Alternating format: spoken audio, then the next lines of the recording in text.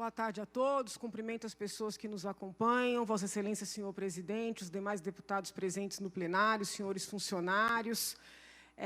Eu gostaria de abordar, na verdade, seguir tratando um tema que já é objeto de minha preocupação há alguns dias. E que tema é esse? É a situação das crianças e adolescentes que dormem no vão do MASP. Né? São crianças e adolescentes que estão literalmente morando no vão do MASP.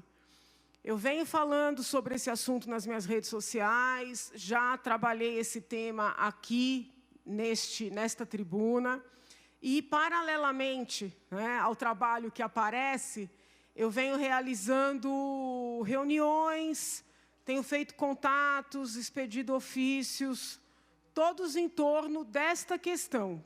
Então, fui muito bem recebida na Secretaria de Assistência Social, pelo senhor secretário Carlos Bezerra, que inclusive foi deputado também. Pude dialogar longamente com sua equipe, visitamos algumas unidades do SAICA, né, que são serviços de acolhimento de crianças e adolescentes na capital. Entramos em contato com algumas unidades dos conselhos tutelares, que também foram visitadas pela assessoria no caso. Fiz um contato com o secretário da Justiça. Hoje pela manhã consegui conversar com a senhora chefe de gabinete da Promotoria da Infância e da Juventude. E qual é o assunto, qual é o aspecto que está me preocupando em especial?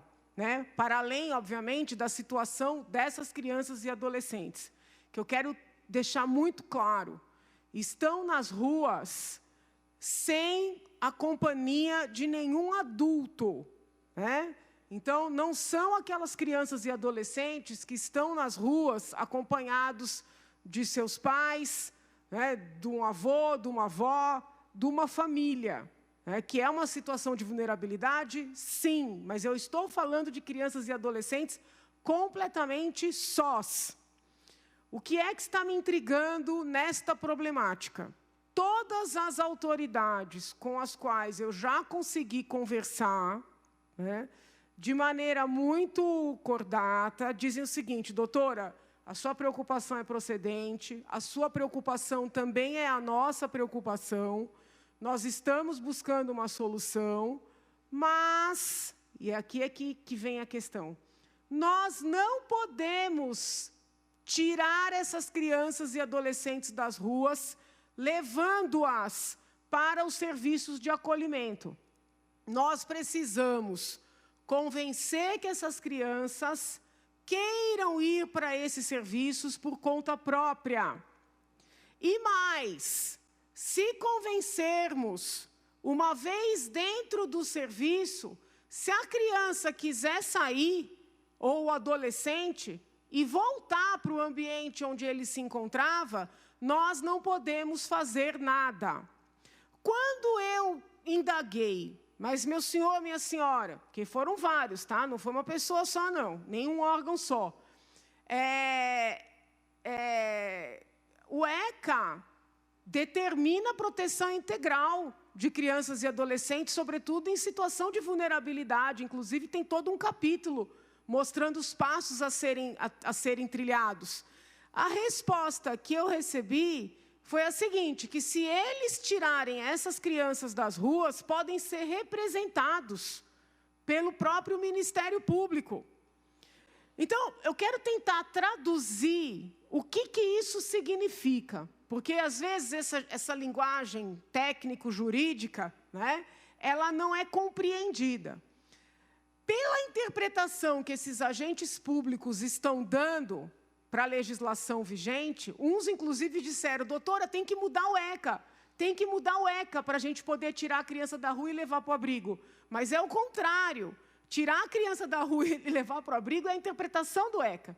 Porque se a interpretação deles prevalecer, pensem os senhores, chega ali no vão do MASP, tem uma criança de 10 anos, e não é exagero, tem mesmo, dormindo sozinha, passando a noite sozinha, ao lado de outras crianças. Né? diante dessa interpretação, chega lá o assistente social ou o conselheiro tutelar e fala, olha, vocês querem ir comigo? Você quer ir comigo para um abrigo? Mostra credencial, acompanhada, né? Óbvio, para a criança também não ser enganada. Se a criança disser, não, eu quero dormir aqui, porque aqui eu estou com os meus amigos, ou porque um adulto que não é meu parente disse para eu não ir com vocês, eu quero ficar aqui. No entender dessas autoridades, essa criança vai dormir lá, sozinha.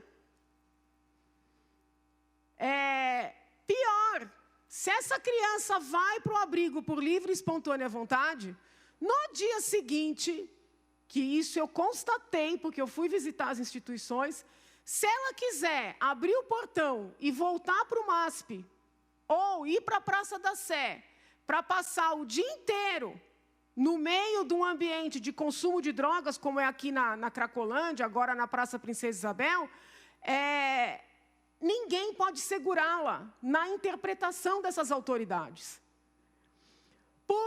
Eu já li, assim, gente, não só estudei o ECA, fiz matéria especial sobre ECA, como ministrei a disciplina na USP. Por mais que eu leia o ECA, eu não consigo encontrar um inciso que dê respaldo à interpretação de que uma criança tem, entre aspas, o direito de ficar abandonada na rua. E que uma autoridade poderia ser responsabilizada se acolher essa criança. Na minha leitura de ECA, uma autoridade pode pagar, inclusive criminalmente, se souber de uma criança sozinha na rua e não tomar providência, e essa criança vir a ser violentada, assassinada, cooptada pelo crime. Eu vou finalizar, senhor presidente. Inclusive, vejam os senhores, naquela própria região do MASP, num final de semana foi a notícia das crianças dormindo sós. No outro final de semana teve notícia de crianças e adolescentes apreendidos praticando furtos. Olha o que isso significa. A criança que está ali abandonada não merece nenhum trabalho do Estado. Não pode mexer, não pode levar para um abrigo. Tem que esperar a criança praticar um ato infracional, para daí sim o Estado poder interferir. E se ela já tiver pelo menos 12 anos, mandar para a Fundação Casa. Gente, isso não é racional. Isso não é racional.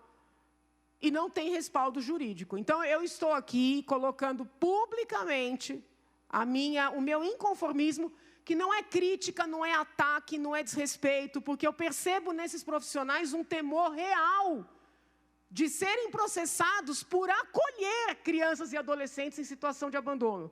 Então, nós precisamos discutir de maneira transparente, clara, né, e corajosa esse tema, antes que seja tarde demais, porque tarde já é. Obrigada, senhor presidente.